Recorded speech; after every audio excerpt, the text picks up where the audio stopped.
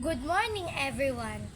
I am Rin Ayana Di Garote of 4 Emerald, and today we are going to use waste as plant fertilizer or compost.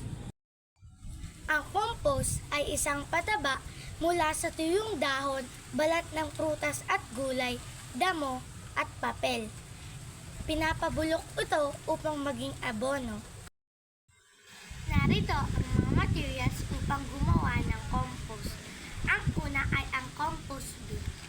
Kailangan nito ng maraming butas upang madaanan ng hangin at para mabilis mabulok ang gagawin nating compost. Ang sunod ay kitchen waste o mga balat ng gulay o prutas. Kailangan din natin ng papel, tuyong dahon at lupa. Kailangan natin gupitin ng maliliit ang mga prutas at gulay pati papel upang mabilis itong mabulok.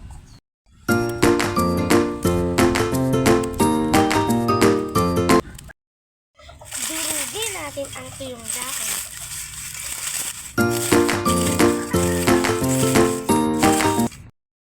Tara na, gawin na natin ang compost. Pagpatong-patungin na natin, una ay ilagay natin ang tuyong dahon.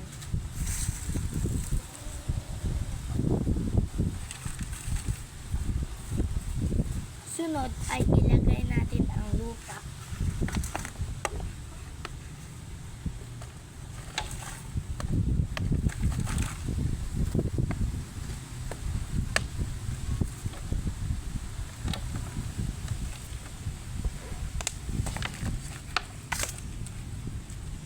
Lagay na natin ang mga papel.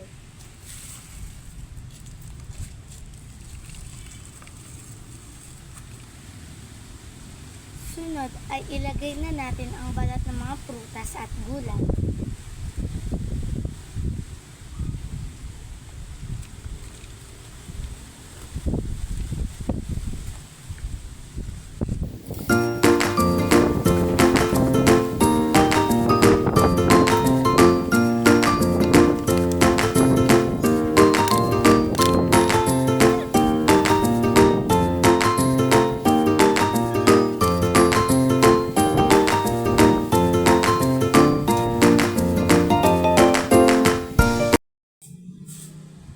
Basain natin ng tubig ang ibabaw.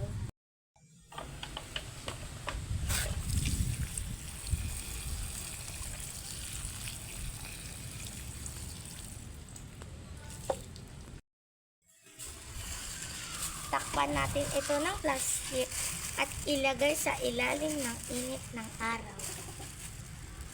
Pagkatapos, ay i-check araw-araw upang hindi matuyuan.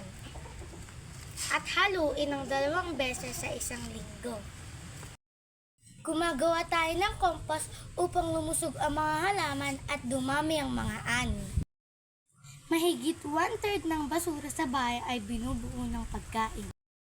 Kapag napunta ito sa landfill at nabulok, gumagawa ito ng methane gas na nag-aambag sa global warming. Ang pagko-compost ay isang paraan na pangangalaga sa kapaligiran.